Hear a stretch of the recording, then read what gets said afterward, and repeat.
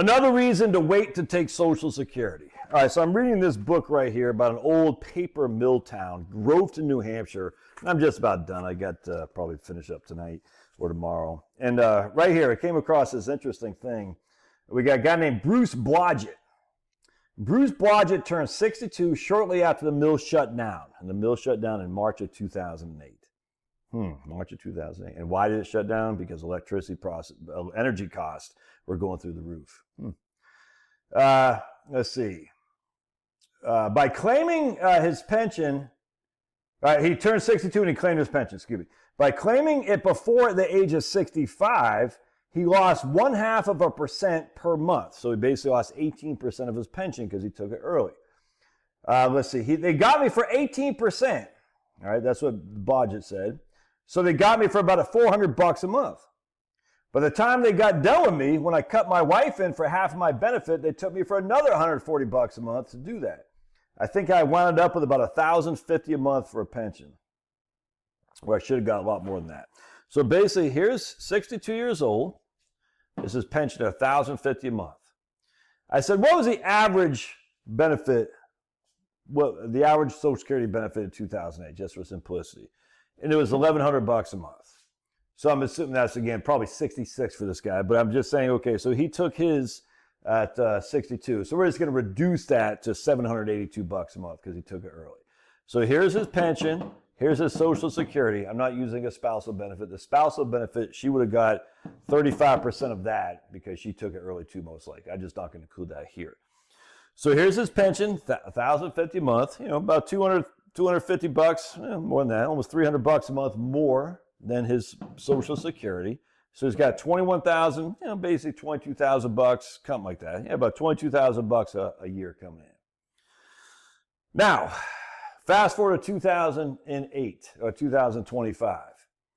His pension is still paying $12,600 a month, but this Social Security has now gone up to $18,000 a year, or $12,600 a year. Now his Social Security, though, what was paying $9,300 is almost doubled to $18,000 right there. It went from $782 to $1,500 a month. Now he's getting $30,000 in today's dollars. Before he's getting $21,000, $22,000 before dollars. But where I'm going with this is his pension was paying about 25% more a month than his Social Security. Fast forward today, and now his Social Security is paying 50% more per month than his pension. Now, the interesting thing was, if he would have held, I'm just using this as your average benefit. This is not his PIA necessarily. I'm just using this as an example. If he would have waited till he's 67 and took his full retirement age amount, $1,100 is his PIA, that would have gone to $2,100 a month by the time in 2025, which is the equivalent of $25,000 a year. All right, so basically what would have happened is, if he would have waited, his pension would have more than doubled his Social Security. I mean, his Social Security would have more than doubled his pension amount. Here is still a 50% increase, but here would have been a 100% increase if he would have waited. And the reason that's important is because I love the pensions and annuities, but they're fixed. If anything, fixed income. Anything, I don't care. Anything other than dividends, fixed income, bonds, cash, anything is fixed. It's not going up. It's not. It's staying fat. It's staying flat. So your pension is staying, and this is 2025, just 13 years later. What if he lives another 10 years? You see what I'm saying? That pension is still going to be paying $12,600, but he reduces Social Security forever. And the COLAs on that Social Security are reduced forever as well. The COLAs are huge to offset other safer sources of income, fixed income pensions, CDs, things of that nature. And it's guaranteed. I mean, it's not guaranteed that they're freaking, you know what you're going to get, but it's guaranteed to have cost of living adjustments for Social Security. Now, I hear you. Say, well, Josh, how does he fund this $9,000 a year if he doesn't take his Social Security? Well, I don't know if this guy has any savings or not, but where I'm going with this is, this happened in March of 2008.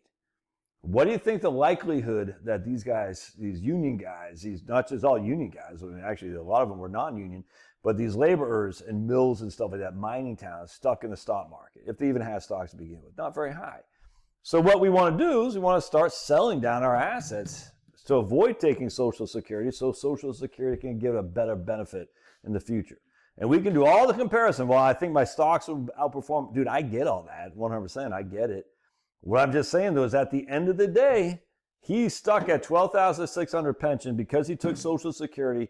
He's getting $1,500 a month. If he would have deferred, he'd be getting $2,100 a month. And that's just 13 years later, or 17 years later. If he would have kept going and going and going, it'd be even higher. Social Security gives you that one choice to say, hey man, at the end of the day, at least I have this bucket of money that's going to grow with the rate of inflation, with no risk, and frankly, tax-free, unless you have big IRA distributions and whatnot. That's why you wait to take Social Security. It's just a matter of, it's just that simple. Now, obviously, if he's 62, doesn't have a pot to pee in, he's not going to be able to work anymore. Yeah, you take it when you can. But if you can avoid it, you should, because it just gives you the extra little just in case. This is the thing I think about the prognosticators say about Social Security. I'm taking it early because I think my stocks will do better. I'm like, what if you're wrong? What if you're wrong? I mean, just in case, I get it. But what if you're wrong, man? You know what I'm saying? If you're wrong, that could be a problem. I mean, just think. You took your Social Security early in 2008, comes around, you're getting clocked. Anyway, something to think about. All right, this is a good book, by the way. I think this guy wrote a book on Einstein, the fraud that was Einstein, but he didn't write about him being a fraud. That's why I just interject my commentary there. But pretty good book. I enjoyed it immensely, and I've learned a lot, actually. A lot to talk about the pensions that the unions thought they were going to get, and it turns out, the union, there's some union guys that, let's just put it this way, they got indicted for a fraud. I'm like, look, everybody, it's not just union guys. I was like, can people just be honest? God bless. We'll see you.